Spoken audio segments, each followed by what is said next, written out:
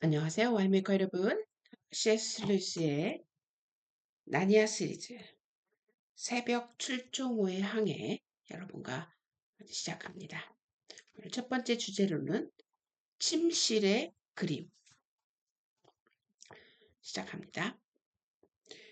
유스터스 클래런스 스크로버는 남자아이가 있었는데 그 아이는 그런 이름, 스크러버에는 조그마한 사람, 보잘것없는 사람이란 뜻이 있는데 그런 이름에 정말 잘 어울리는 아이였다. 아이의 부모는 그 애를 유스터스 클래런스라고 불렀고 학교 선생님들은 스크러브라고 불렀다. 친구들이 어떻게 불렀는지 말해줄 수가 없는데 그 아이에겐 친구가 한 명도 없었기 때문이다. 그 아이는 자기 아버지와 어머니를 아버지, 어머니라 부르지 않고 헤럴드 엘포타라고 불렀다. 아이의 부모는 대단히 신식이고 진보적인 사람들이었다.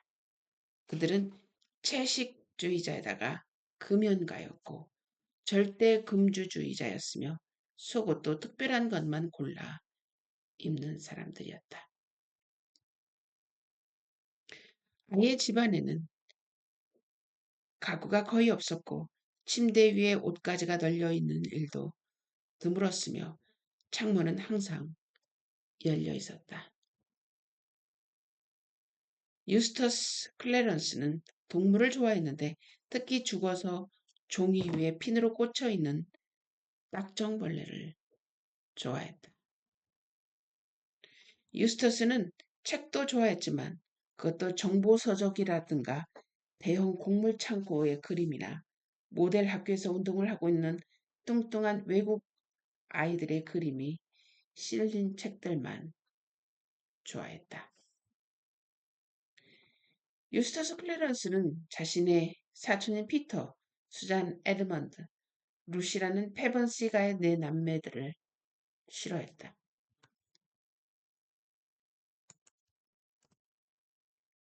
그러나 에드먼드와 로시가 자기네 집에 머무를 거라는 말을 들었을 때는 뛸 듯이 기뻐했다. 유스터스 클래런스는 남들 앞에서 으스대거나 약한 사람을 못살게 굴기를 좋아하는 아이였기 때문이다. 유스터스는 비록 싸움을 한다면 에드먼드는 말할 것도 없고 루시 한 대조차 맞서지 못할 정도로 보잘것없는 조그만 아이에 불과했지만 상대방이 자기 집에 머무는 손님일 때만큼은 그들을 골탕 먹일 수 있는 방법을 많이 알고 있었다.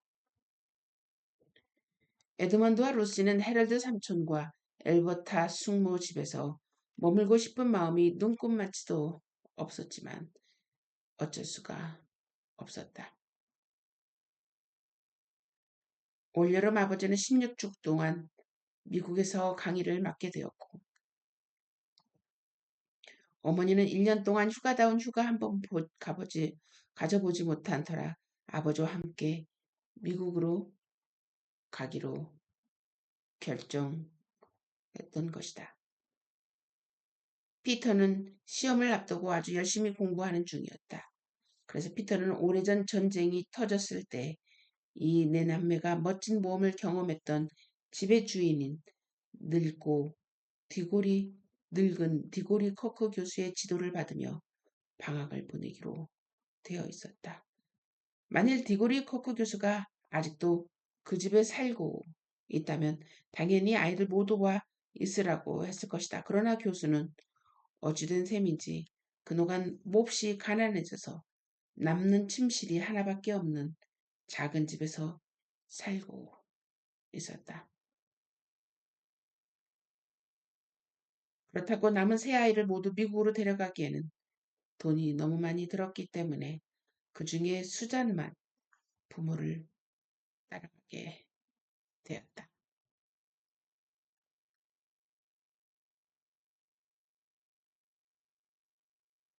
어른들은 수잔을 두고 나이에 비해 성숙한 편인데도 학교 공부는 신통치 못하지만 집안에서 가장 예쁜 아이라고 생각했으며 어머니는 수잔이 미국 여행에서 다른 아이들보다 훨씬 많은 것들을 얻을 것이라고 이야기했다.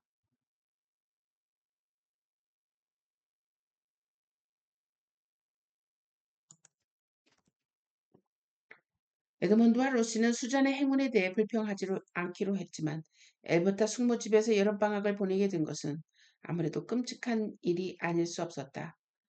에드먼드가 루시에게 투덜거렸다.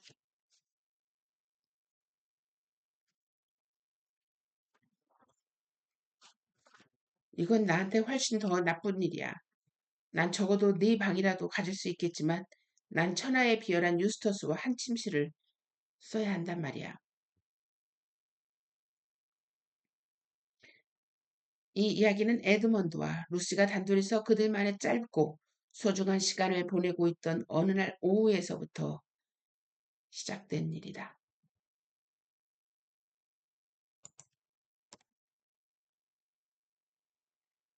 물론 둘은 나니아 이야기를 주고받던 참이었다.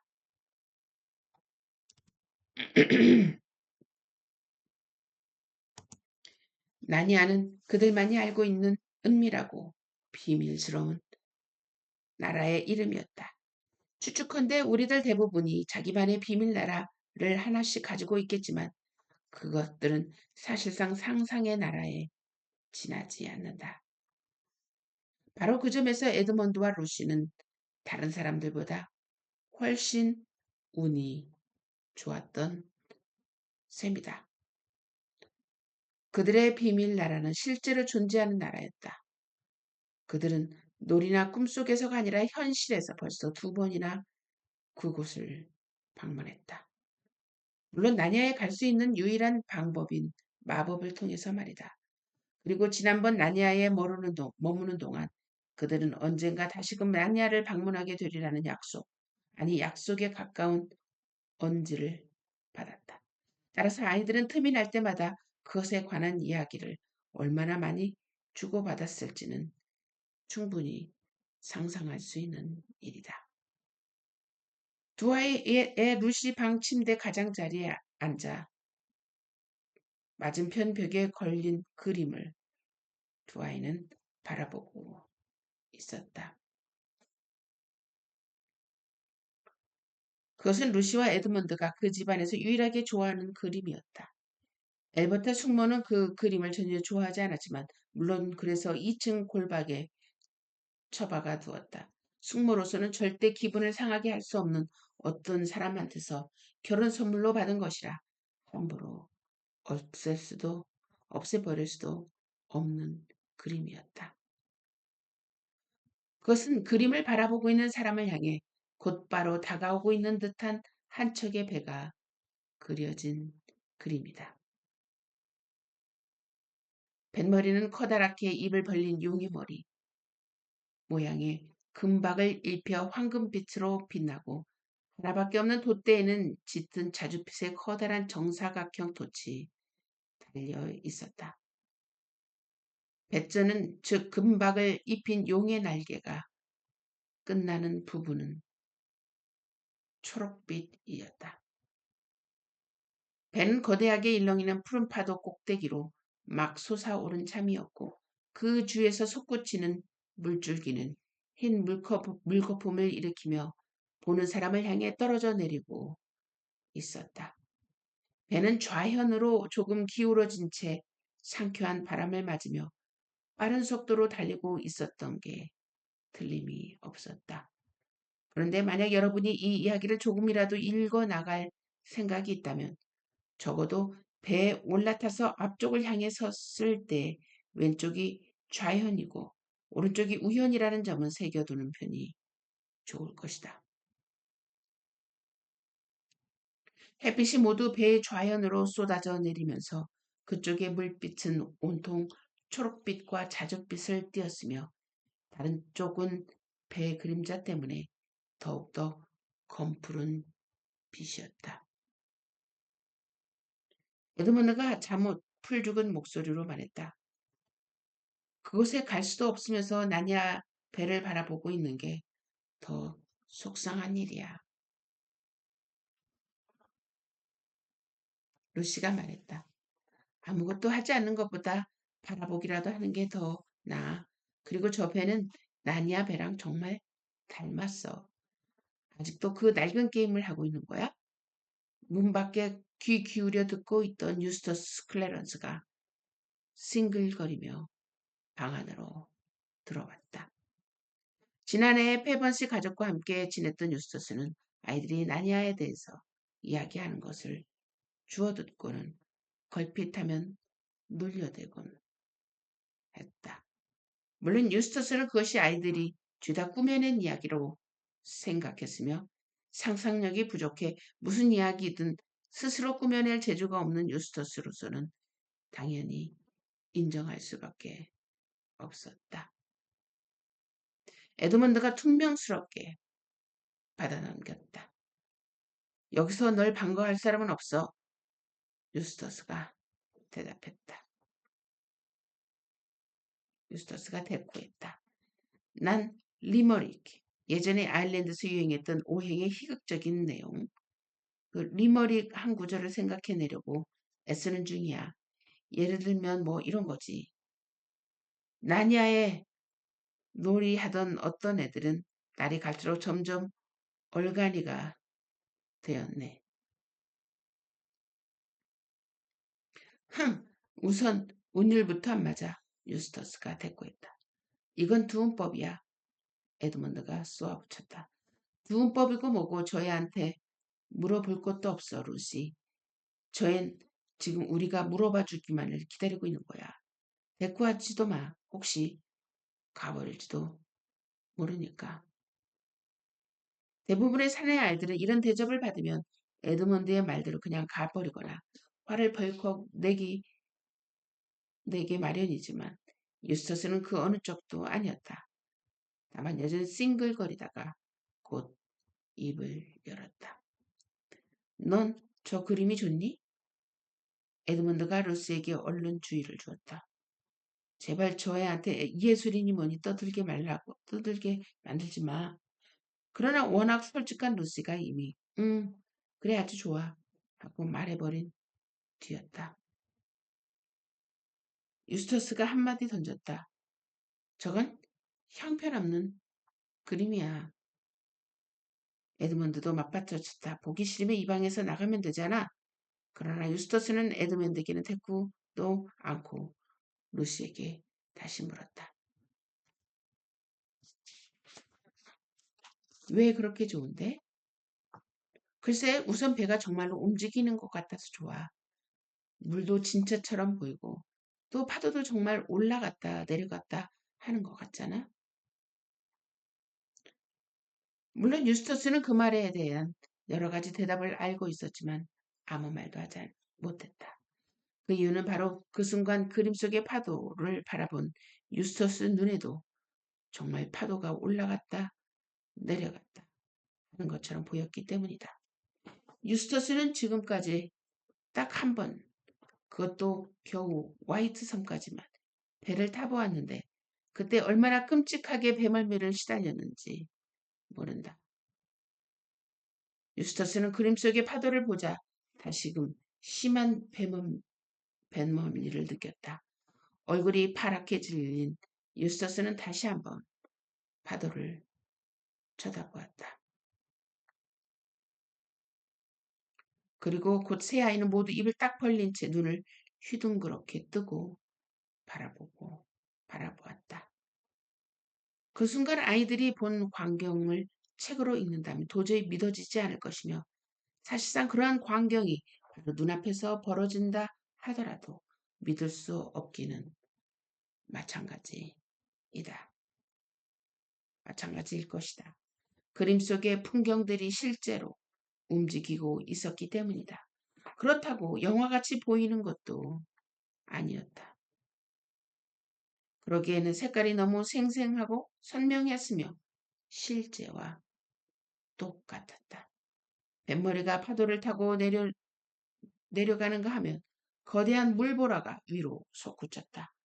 그러고는 파도가 배 뒤로 밀려나면서 처음으로 고물과 가판이 모습을 드러냈다가 또다시 밀려오는 파도에 휩쓸려 사라지면서 뱃머리가 다시 위로 치솟았다.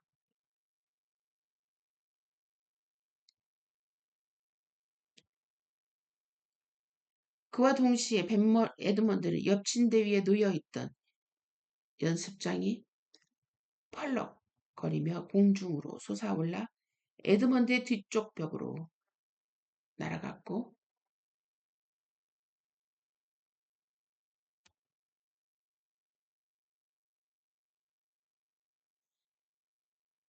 루시는 마치 바람 부는 날처럼 자기 머리카락이 이리저리 흐트러져 얼굴에 휘감기는 것을 느꼈다. 사실 바람이 부는 날이긴 했다. 그러나 지금의 바람은 그림 속에서 아이들 쪽으로 불어 나오는 바람이었다. 그리고 그 바람에 실려 갑작스러운 소음이 들려왔다. 철썩, 철썩.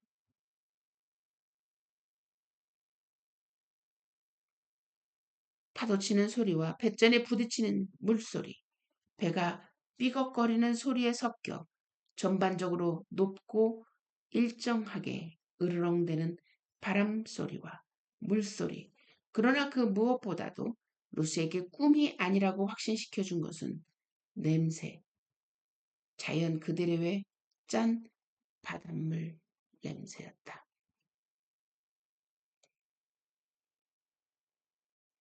유스터스는 겁에 질린 나머지 몹시 언짢아져서 깨질 듯한 목소리로 외쳤다. 그만해. 이건 분명 너희 둘이 바보 같은 장난을 치고 있는 거야. 그만하라니까? 엘버타한테 다 잃을 거야? 아! 루시와 에드먼드는 모험에 한결 익숙해 있었지만 유스터스 클래런스가 악 하고 소리치는 순간 그들 역시 악 하고 비명을 지를 수밖에 없었다. 느닷없이 엄청나게 차가운 바닷물이 액자 속에서 쏟아져 나와 온몸을 흠뻑 적시며 숨통을 조였기 때문이다.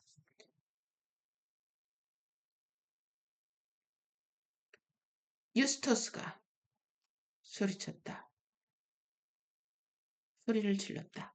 이 망할 놈의 것들을 깨부수고 말 거다.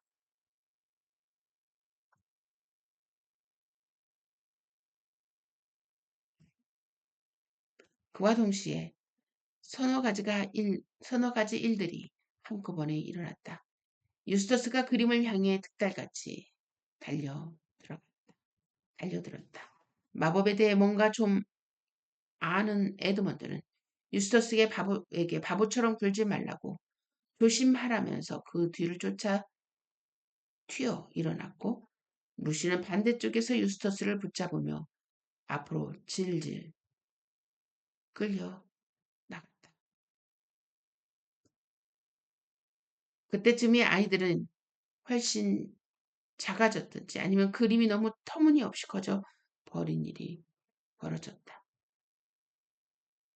벽에서 그림을 떼어내려고 뛰어 올랐던 유스터스는 자기가 액자 위에 서 있다는 것을 알아차렸다. 유스터스 앞에는 유리가 아니라 진짜 바다가 펼쳐져 있었고 바람과 파도가 마치 바위에 부딪히듯 액자 위로 솟구쳐 올라왔다.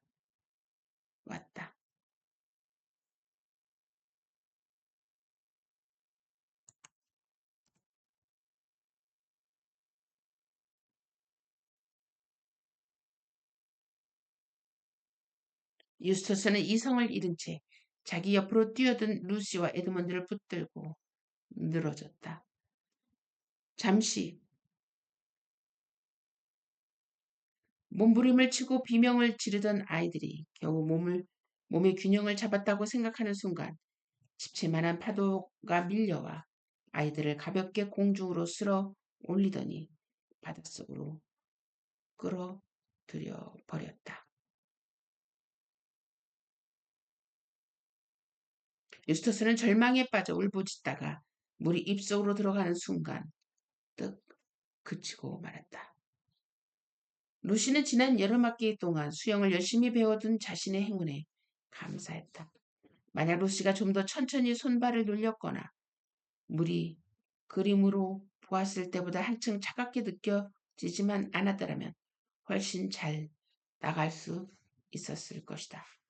아무튼 루시는 그런 가운데서도 정신을 똑바로 차리고 옷을 입은 채로 깊은 물속에 빠졌을 때 누구나 그렇게 해야 하듯이 우선 신발부터 벗어 내던졌다. 심지어 루시는 줄곧 입을 꼭 다물고 눈을 뜨고 있기까지 했다. 그들은 이제 배에서 꽤 가까운 곳에 있었으며 루시는 초록빛 배전이 자기네 위로 높이 치솟는 모습과 간판에 있는 사람들이 자기를 쳐다보는 광경도 보았다. 그때 아니나 다를까 당황한 유스터스가 루시에게 매달리는 바람에 둘은 물속으로 푹 가라앉고 말았다.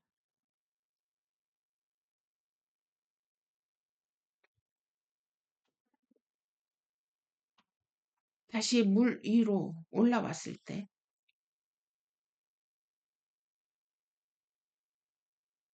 루시는 배전에서 하얀 형체 하나가 물로 뛰어드는 것을 보았다.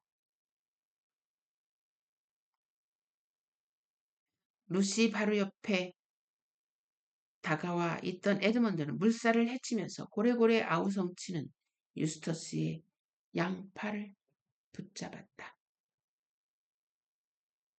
그때 어렴풋이 어디선가 본 듯한 사람이 반대쪽에서 나타나 루시의 겨드랑이 밑으로 팔을 밀어 넣었다.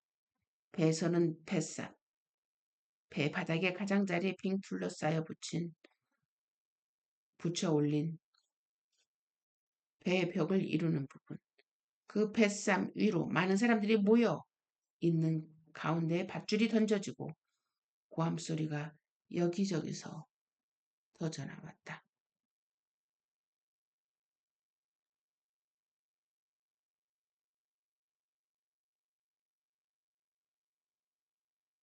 에드먼드와 그 낯선 사람이 밧줄로 루시를 단단히 묶었다. 그동안 루시는 얼굴이 새파래지고 이가 딱딱 부딪혔다. 그들은 루시를 선체에 부딪히지 않게 하면서 배 위로 끌어올리기 위해 기다리고 있었다. 제법 오랜 시간이 걸린 것 같았지만 실제로는 그렇게 오래 지체한 것은 아니었다. 모두들 최선을 다해 조심했는데도 루시가 가판 위로 올라가 물을 툭툭 흘리며 와들와들 떨면서 일어섰을 때에는 한쪽 무릎에 멍이 들어 있었다.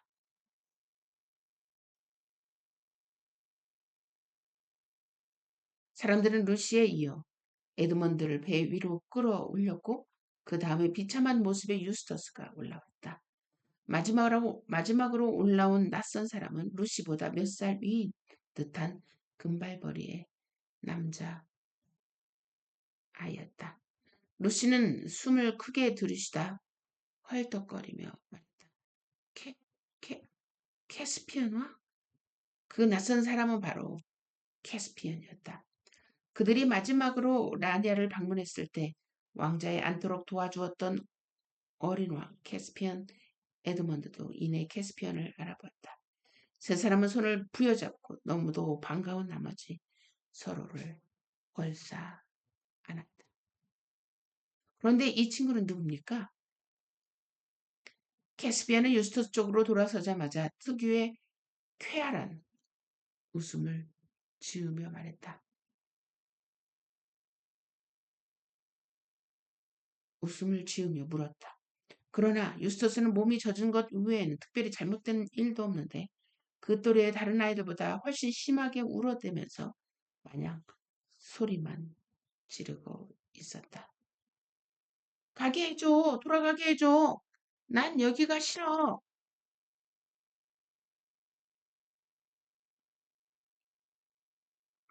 캐스피언이 물었다. 가게 해달라니? 어딜 말이요? 유스터스는 마치 바다 위에 그림 액자가 걸려 있거나 혹은 루시의 침실을 언뜻 보게 되기를 기대라도 하는 듯 냅다 배전으로 달려갔다. 하지만 유스터스의 눈에 들어온 건 하얗게 무너지는 푸른 파도와 그보다 옅은 푸른 하늘 뿐이었으며 둘 다 수평선까지 끝없이 펼쳐져 있었다. 순간 유스터스의 가슴이 철렁 내려앉았다고도 한들 아무도 유스터스를 나무랄 수는 없는 일이다. 유스터스는 당장 배멀리를 시작했다. 캐스퍼니 한 선원에게 소리쳤다. 어이 린나 여기 폐하께 향료를 넣은 포도주를 갖다 드리게. 자 모두들 물에 빠졌다 나왔으니 몸을 따뜻하게 덮일 게 필요할 거야. 캐스피언은 에드먼드와 루시를 폐하라고 불렀는데 에드먼드와 루시, 피터, 수자는 캐스피언보다 훨씬 이전에 나니아의 왕과 여왕을 지냈기 때문이다. 나니아의 시간은 우리 세계의 시간과는 다르게 흐른다. 나니아에서 100년을 지냈다 하더라도 우리 세계에 돌아오면 떠났던 날과 똑같은 날, 똑같은 시간이다.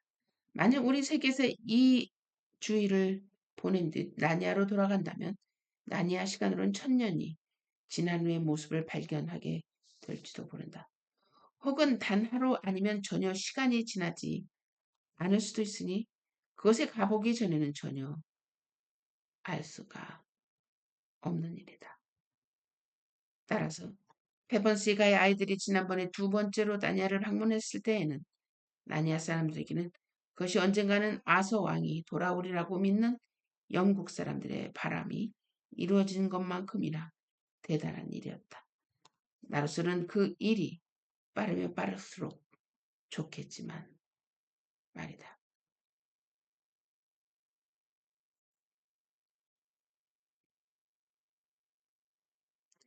니네프는 큰 포도주병에 김이 모락모락 나는 향료, 포도주를 담아 은잣 4개와 함께 가져갔다.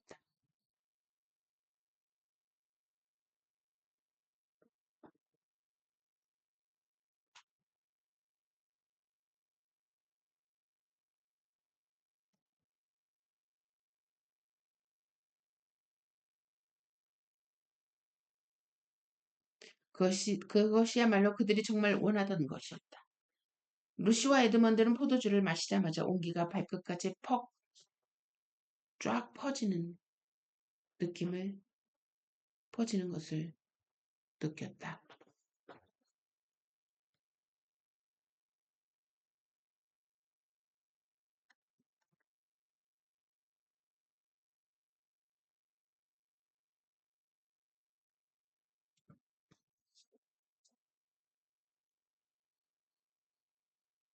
그러나 유스터스는 얼굴을 찡그리며 포도주를 퇴퇴 뱉어버리더니 다시 뱃머리를 하며 울기 시작했다.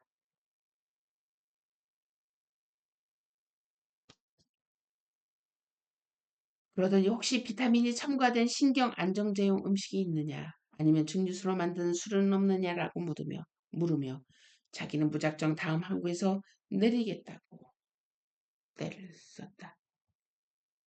캐스피언이 낄낄거리며 에드먼드에게 속삭였다. 이번엔 꽤 유쾌한 친구분을 데려오셨습니다, 폐하. 그러나 캐스피언이 뭐라 한마디 덧붙이기도 전에 유스터스가 다시 고함을 질렀다.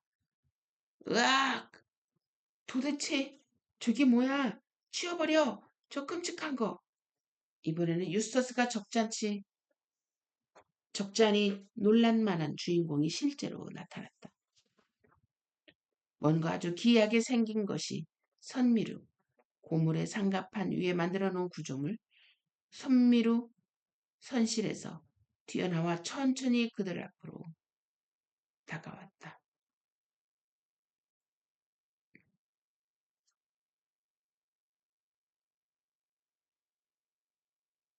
그것은 여러분이 생쥐라고 부를 만한 것이었다. 사실 그것은 생쥐였다.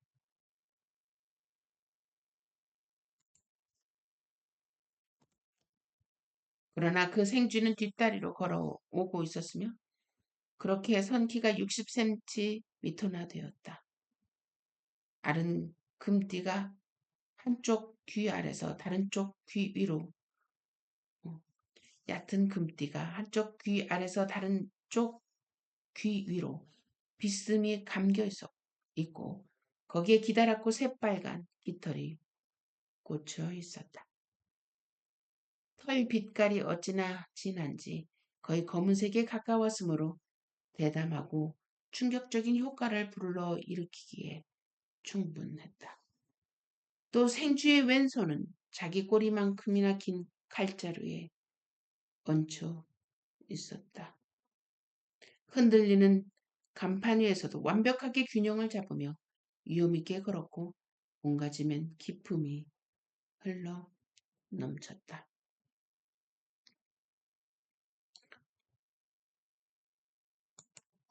루시와 에드먼드는 대번에 그 생쥐를 알아보았다. 나니아의 말하는 동물 가운데 가장 용감한 동물이자 생쥐들의 대장인 리피지프였다. 리피지프는 베루나의 두 번째 전투에서 불멸의 명예를 얻었다. 루시는 늘 그랬듯이 리피지프를 꼭 껴안아 주고 싶었지만 그런 행동은 리피지프의 기분을 몹시 상하게 하는 것이기 때문에 그런 기쁨은 결코 누릴 수 없다는 것을 잘 알고 있었다.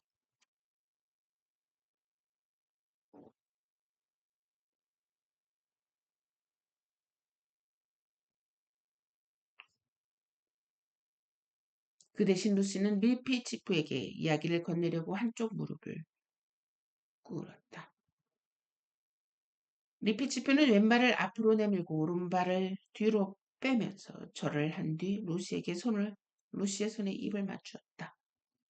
그리고 자세를 바로 한 다음 콧수염을 꼬면서 피리 소리처럼 날카로운 특유의 음성으로 말했다. 여왕 폐하께 제 충성을 바치옵니다. 그리고 에드먼드 폐하께도. 그러면서 리피지프는 다시 한번 절을 했다. 이 영광된 모험에 두 분 폐하께서 함께 하시니 더 이상 부족한 것이 없사옵니다. 유스터스가 울부짖었다. 치워버려. 난 쥐를 싫어해. 게다가 재주 부리는 동물이라니. 정말 못 봐주겠어. 저것들은 어리석고 저속하고 또 감상적이야. 리피티프는 한참 동안 유스터스를 뚫어지게 쳐다보다가 루시에게 물었다. 어쩌다 이 무리하게 짝이 없는 인간이 폐하의 보호 아래 있게 된 것인지요. 그렇지 않다면. 이 순간 루시와 에드먼드는 둘 다 재채기를 했다. 캐스번이 말했다. 젖은 옷을 입고 계시는 폐하를 이렇게 계속 서 있게 하다니. 나도 참 어리석군. 자, 아래로 내려가서 옷을 갈아입으시지요. 물론 내 선실은 루시 여왕 폐하께 내드리겠습니다. 한데 죄송하게도 이 배 안에는 여자 옷이 없습니다. 제 옷 중에 하나를 골라 입으실 수밖에 없습니다. 자, 앞장서라, 리피치프. 그러자 리피치프가 말했다. 여왕 폐하의 편의를 위해서라면 명예에 관한 문제라 해도 참겠습니다. 적어도 잠시 동안만이라면.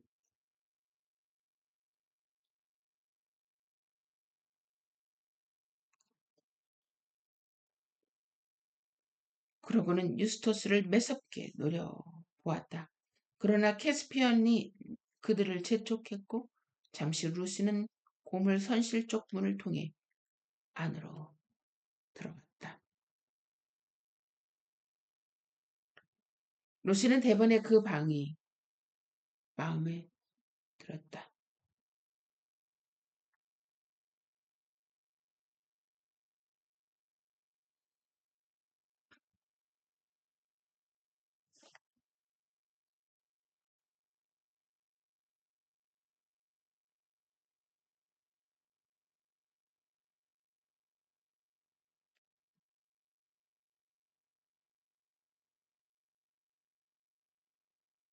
소용돌이 치는 푸른 바다가 내다보이도록 배 뒤쪽으로 나 있는 세 개의 정사각형 창, 탁자의 삼면을 둘러싼 나지막하고 푹신푹신한 의자들, 머리 위로 흔들거리는 은등잔, 루시는 그 정교함과 섬세함을 보면서 그것이 난쟁이의 솜씨임을 한눈에 알아차 버렸다.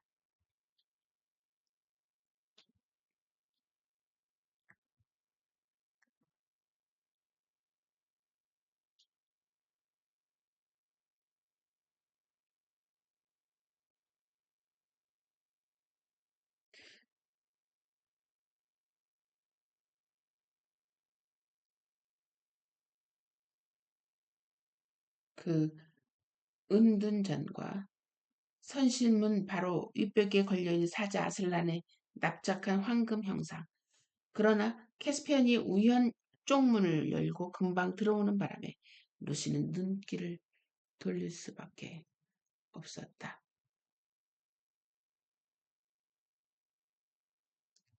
이게 앞으로 여왕께서 쓰실 선실입니다. 저는 갈아입을 옷 몇 가지만 가지고 나가겠습니다. 캐스피언은 그렇게 말하면서 사물함 하나를 뒤졌다. 자, 이제 나갈 테니 옷부터 갈아입으시지요. 젖은 옷은 문 밖으로 내놓으시면 사람들을 시켜 취사실로 가져가서 말리라 하고 하겠습니다. 우리는 마치 캐스피언의 선실에서 몇 주 동안이나 있었던 것처럼 편안했다.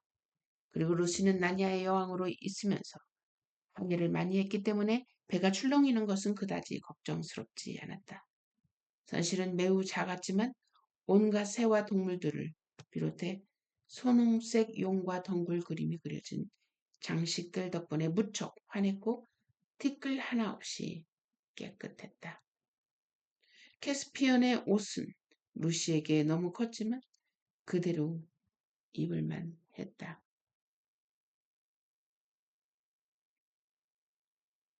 캐스피언이 구두와 샌달과 고무장화도 마찬가지였다. 루시는 배 안에서 맨발로 걸어다녀도 상관없었다. 옷을 다 갈아입은 루시는 창밖으로 쏜살같이 지나치는 바다를 내다보며 숨을 깊이 들이쉬었다. 루시는 앞으로 그들이 신나는 시간을 보낼 수 있으리라 확신했다.